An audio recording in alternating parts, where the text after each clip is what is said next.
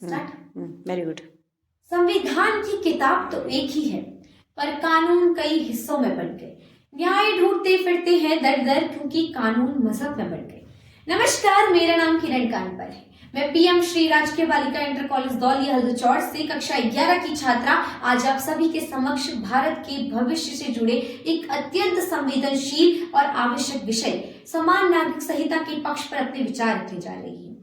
तो मैं अपनी बात एक प्रश्न से आरंभ करना चाहती हूँ कि जिस देश का संविधान सभी के लिए समान है और जिस देश की पहचान एक भारत से होती है, तो उसी देश में नागरिकों के लिए अलग अलग कानून क्यों? माननीय सदन, समान नागरिक संहिता का अर्थ ये नहीं कि किसी की धार्मिक परंपराओं का अंत कर दिया जाए, बल्कि इसका अर्थ है कि विवाह, तलाक, भरण पोषण और उत्तराधिकार जैसे सामाजिक विषयों पर सभी के लिए समान कानून हो। यूसीसी धर्म के विरुद्ध नहीं है, यूसीसी भेदभाव के विरुद्ध है। धर्म सिखाता है मानवता, कानून सिखाती है समानता। और जहां पर कानून में भेदभाव हो, वहां टूट जाती है इंसानियत की भावना।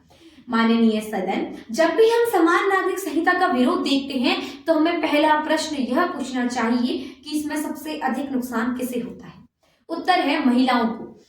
अलग अलग व्यक्तिगत कानूनों के कारण कहीं महिलाओं को तलाक का अधिकार नहीं, तो कहीं संपत्ति में बराबरी नहीं, और कहीं तो उनके साथ होने वाले अन्याय को धार्मिक परंपरा कहकर ढक दिया जाता है।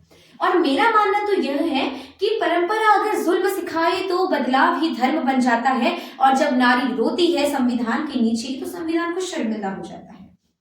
मान्यवर, हम उस संविधान की बात कर रहे हैं जो अनुच्छेद 14 में हमें समानता का अधिकार देता है, जो अनुच्छेद 15 में हमें भेदभाव ना करना सिखाता है, और जो अनुच्छेद 44 में राज्य को समान नागरिक संहिता लागू करने की प्रेरणा देता है। तो प्रश्न यह है कि संविधान सिर्फ कागजों तक सीमित है या जमीन पर उतरने के लिए भी? और याद रखिएगा, किताबों में कैद रह जाए जो कानून, तो न्याय सिर्फ सपना बनकर रह जाता है। और सुना तो यह भी जाता है कि समान नागरिक संहिता से भारत की एकता और देश की एकता को खतरा है। पर मैं पूछना चाहती हूँ, क्या अलग अलग कानून देश को जोड़ते हैं या एक समान कानून देश को मजबूत बनाता है? और एक बात जो भूलने जैसी है ही नहीं, बंटकर नहीं, एक होकर ही भारत महान बना है। और समान नागरिक संहिता किसी भी धर्म को छोटा नहीं बनाता, बल्कि हर एक एक नागरिक को बड़ा बनाता है। समान नागरिक संहिता किसी भी धर्म को छोटा बड़ा नहीं बनाता, वह हमें एक अलग पहचान देता है, धर्म से नहीं, नागरिकता से। और अंत में मैं पूरे आत्मविश्वास के साथ कहना चाहती हूँ कि समान नागरिक संहिता संविधान का विरोध नहीं, संविधान का विस्तार है।